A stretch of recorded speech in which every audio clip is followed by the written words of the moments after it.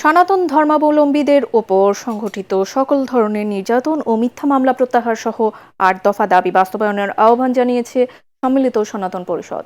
রাজধানীর সেগুনবাগিচার Dhaka reporters unity সাগর Rooney মিলনায়তনে হিন্দু সম্প্রদায়ের ওপর হামলার প্রতিবাদে আয়োজিত সংবাদ সম্মেলনে কথা বলেন তারা।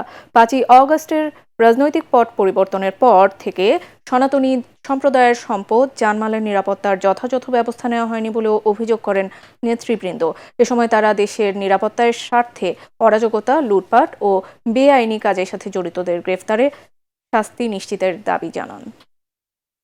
লুট এই বিষয়টাকে কেন্দ্র করেই রাজনীতির বাতাবরণে এবং ছায়াতলে এই সম্প্রদায়ের উপরে বারংবার নির্যাতনগুলো হচ্ছে। সনাতন সম্প্রদায়ের কোনো লোকজন কখনো কোনো হট্টগোলে কোনো বিশৃঙ্খলায় নেতৃত্ব দিয়েছে বা জড়িত হয়েছে বা আগ বাড়িয়ে গিয়েছে।